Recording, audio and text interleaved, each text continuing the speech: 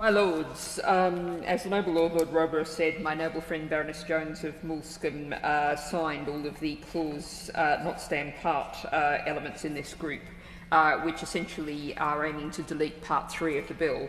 And unlike the Noble Lord, we in the Green Group think that part 3 is not as bad as it was, but we'd still be better off without it.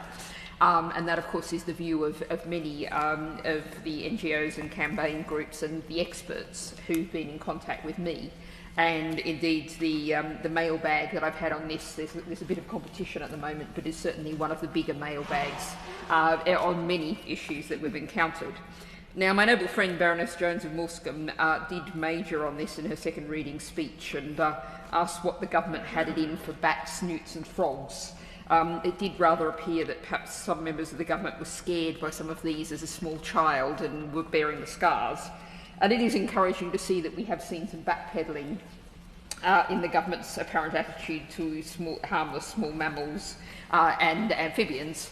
But nonetheless, there is still grave concerns about part 3.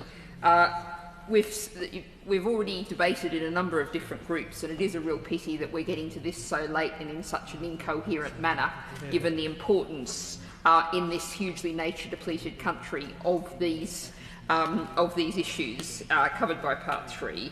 But I'm not going to run through all of those amendments. But I do want to highlight the response of the Office for Environmental Protection, which published an analysis of the government amendments, which says, and I quote, "We are clear that even after the material amendments the government proposes, the bill would, in some respects, lower environmental protections on the face of the law."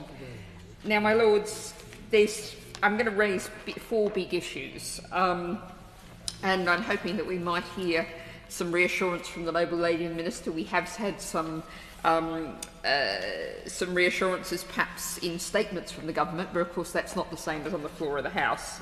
But those 4 issues are, first of all, the safeguarding of the mitigation hierarchy. That's ensuring that the developer has taken reasonable steps to appropriately apply the mitigation hierarchy, including by seeking to avoid harm whenever possible to our most important biodiversity assets. We're still nowhere near where we need to be on that. Secondly, the overall improvement test, so that conservation measures must significantly and measurably outweigh the negative impacts. We are, of course, here in the biodiversity net gain, but we're also talking about the conservation status of identified features, given the absence of European protected species legal tests.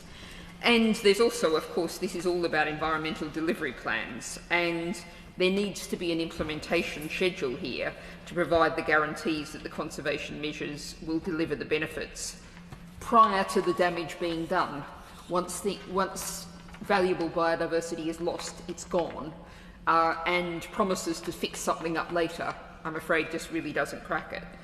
And finally, and I think this is something I feel very, very passionate about, the irreplaceable habitats. I've stood at the feet of many 100-year-old oak trees and thought about all of the species, all of the biodiversity that's dependent on those. There is no way of replacing that once it's lost. And we have lost so much that we cannot afford to lose more. So I'm afraid the Green position remains that we are nowhere near where we should be. We are still heading in the wrong direction. But I look forward to hearing the rest of the debate. I can see many Noble Lords have stayed late with the intention of delivering a forceful message here, I'm confident. And I look forward to the Noble Lady and the Minister's response.